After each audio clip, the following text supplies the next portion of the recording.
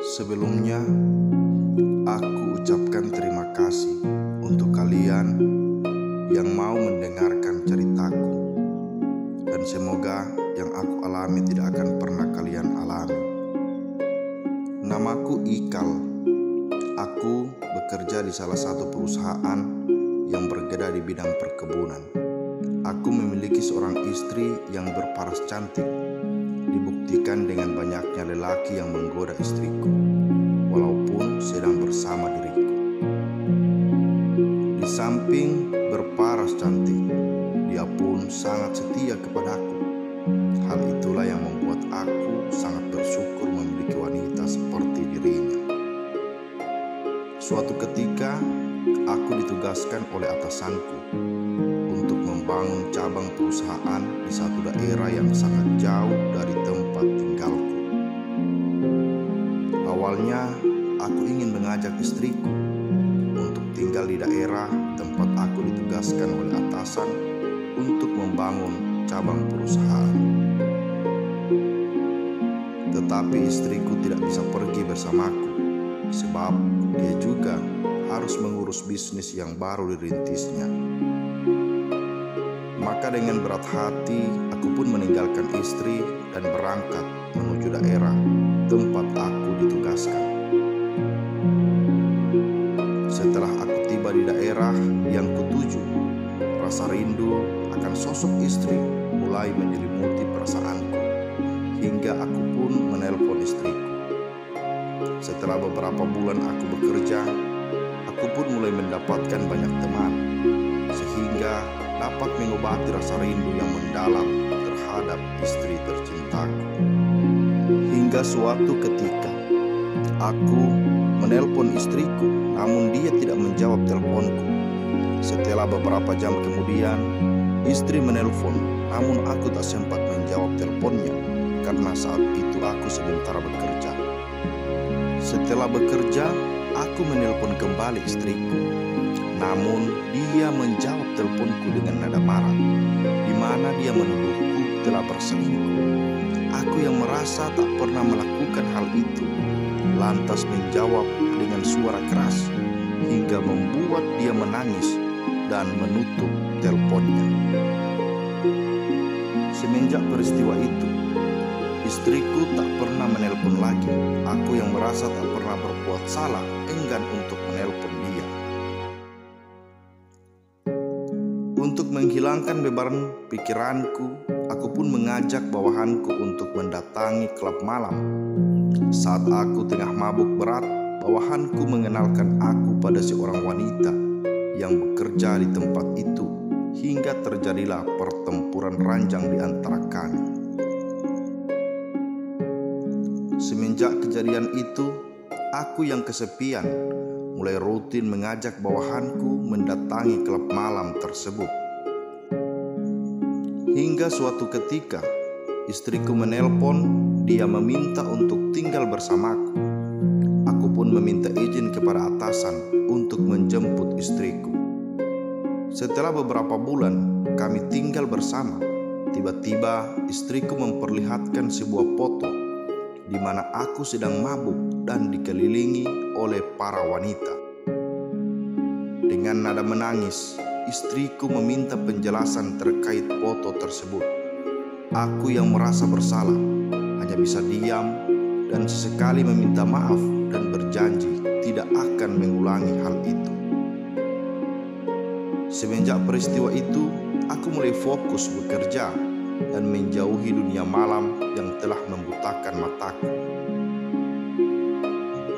Setelah itu, aku menerima perintah dari atasan untuk menyelesaikan persoalan yang cukup jauh dari tempat tinggal kami.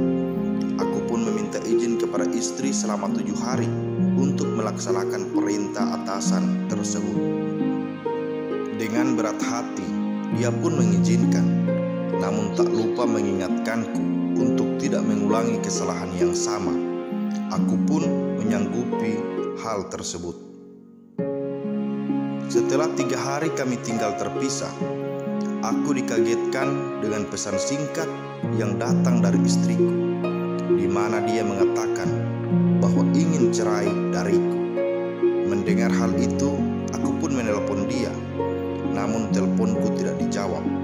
Setelah itu, aku menelpon atasan untuk meminta izin kembali ke rumah, namun atasan tak mengizinkan sebelum persoalan itu ku selesaikan. Setelah 7 hari aku menyelesaikan pekerjaan, aku pun langsung bergegas ke rumah. Setibanya di rumah, langsung kutanyakan perihal permintaan cerai yang disampaikan oleh istriku. Dia pun berkata bahwa dia tak tahan lagi sebab aku adalah suami yang tak bisa dipegang janji. Sambil memperlihatkan sebuah foto villa, dia mengatakan bahwa selama aku di sana sering membawa wanita menuju villa tersebut. Aku pun menjelaskan bahwa benar villa itu tidak jauh dari tempat kerjaku.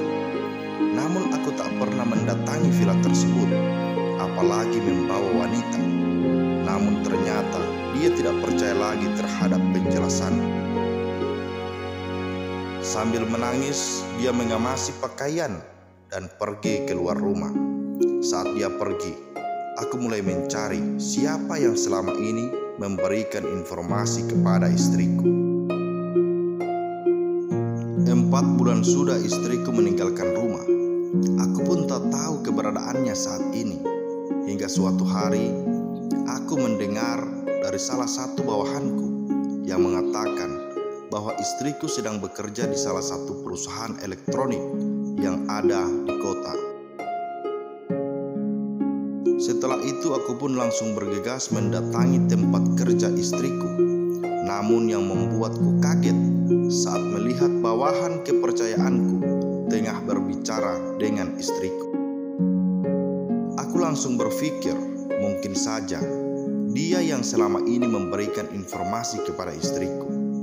Keyakinanku bertambah dengan menerima surat pengunduran diri dari bawahan kepercayaanku yang tanpa alasan jelas.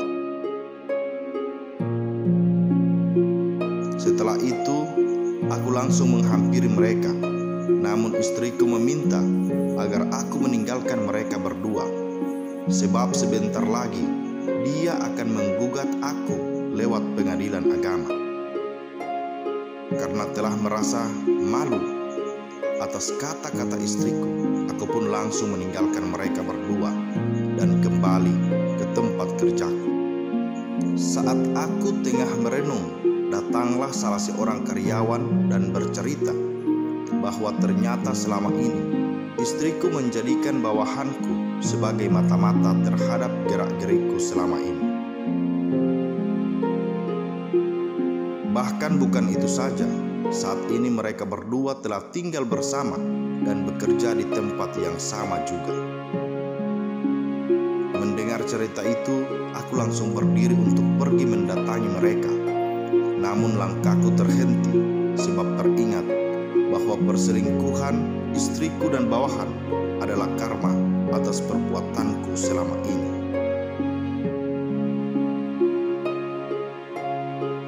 Hikmah dalam cerita ini, berhati-hatilah dalam bertindak, sebab karma itu nyata. Hargailah sebuah kesetiaan dengan kejujuran, sebab kesetiaan akan selalu bertahan di tengah rasa sakit. Namun ketika kesetiaan telah pergi, maka dia tidak akan pernah kembali lagi.